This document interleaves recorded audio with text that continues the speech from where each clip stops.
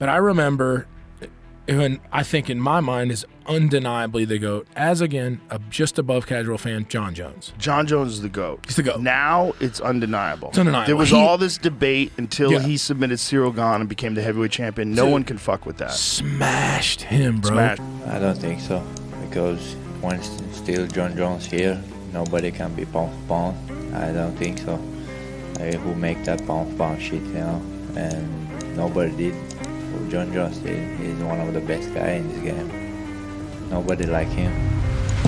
The UFC world didn't quietly accept the statement. It rarely does when Jon Jones's name resurfaces in the greatest of all time conversation. What began as a single remark quickly turned into a ripple across the entire fight community, reigniting debates that many believed had already been settled years ago. Fighters, analysts, and longtime observers immediately recognized what was happening. This wasn't just another social media argument, it was a reopening of a legacy discussion that carries real weight inside the sport. Jon Jones is not a neutral name. His career forces people to confront uncomfortable questions about dominance, discipline, and how greatness is measured. Within hours, reactions began pouring in from current UFC fighters and veterans alike. Some spoke with certainty, others with hesitation, but almost no one ignored it. The moment reminded the MMA world why Jon Jones remains one of the most polarizing figures in combat sports history. For many fighters, hearing Jones called the GOAT again felt inevitable. His resume still towers over generations. For others, it felt premature or even disrespectful to fighters who built their legacies without controversy. That contrast is what gave the moment its power. This wasn't nostalgia, it was confrontation. The sport was being asked once again to decide whether greatness is defined purely by what happens inside the cage or by everything that surrounds it.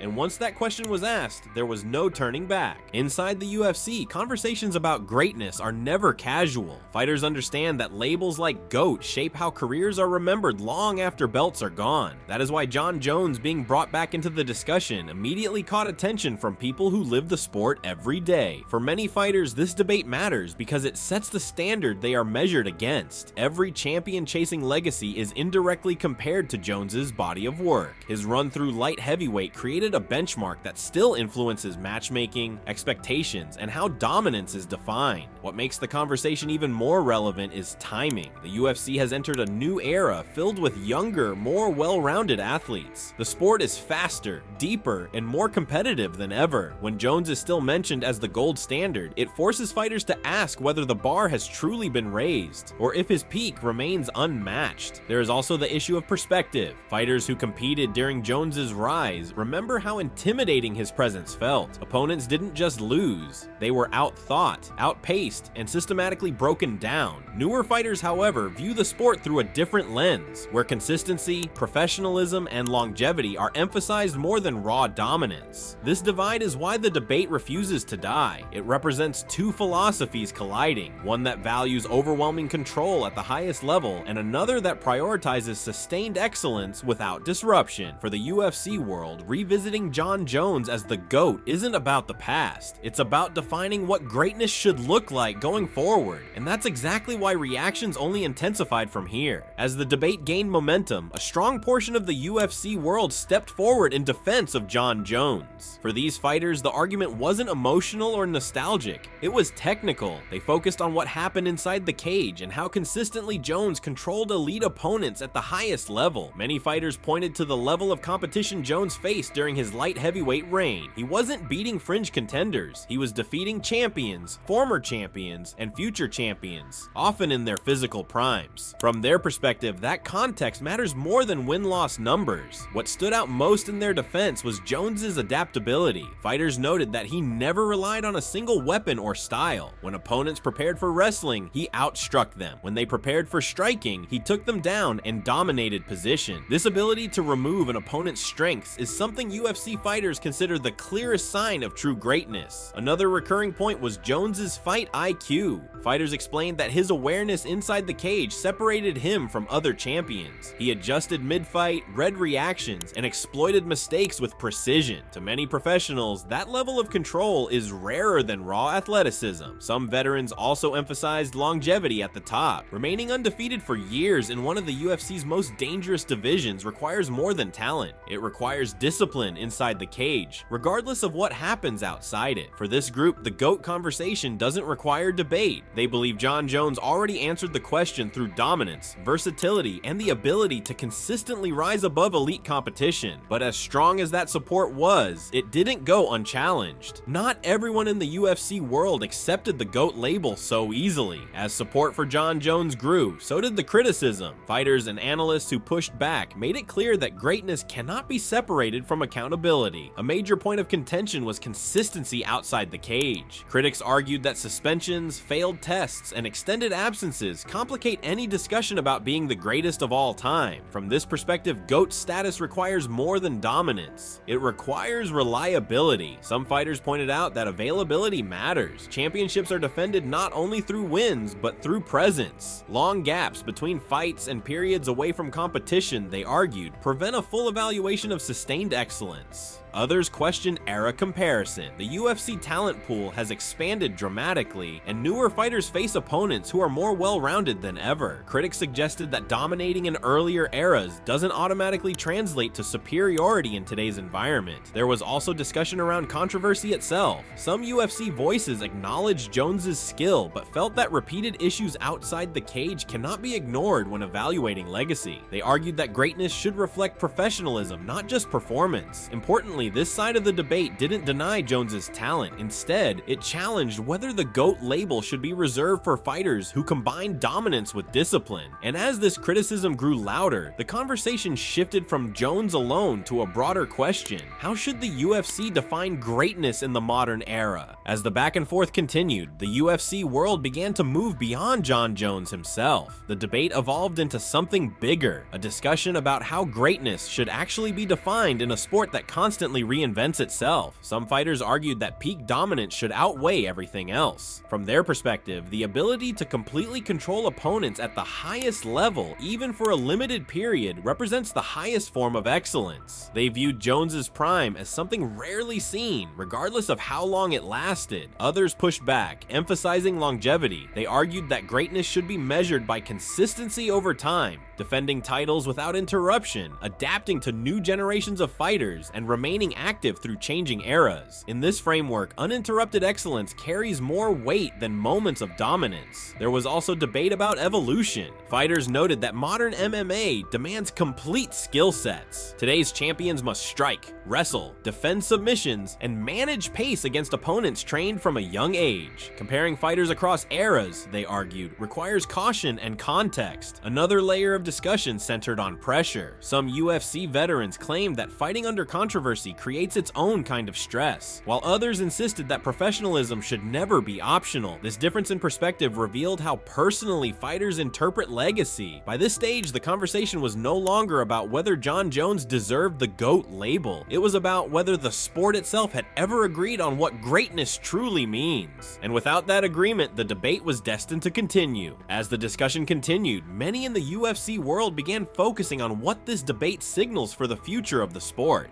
Conversations about the GOAT are not just about history. They influence how fighters approach their careers in real time.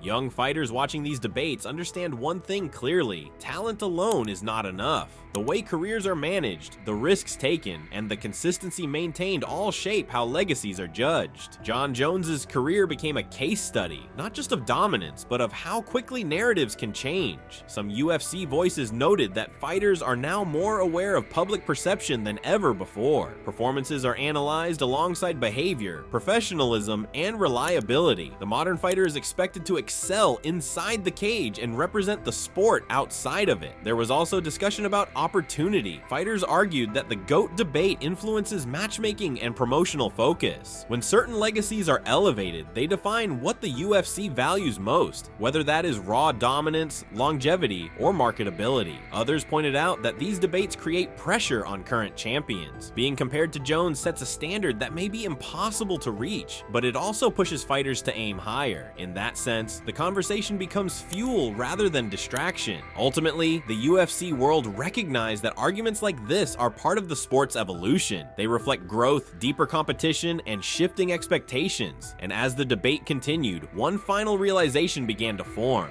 The lasting impact of Jon Jones on MMA cannot be separated from the controversy that surrounds him. When the debate finally slowed, the UFC world reached a familiar conclusion: there may never be a single answer.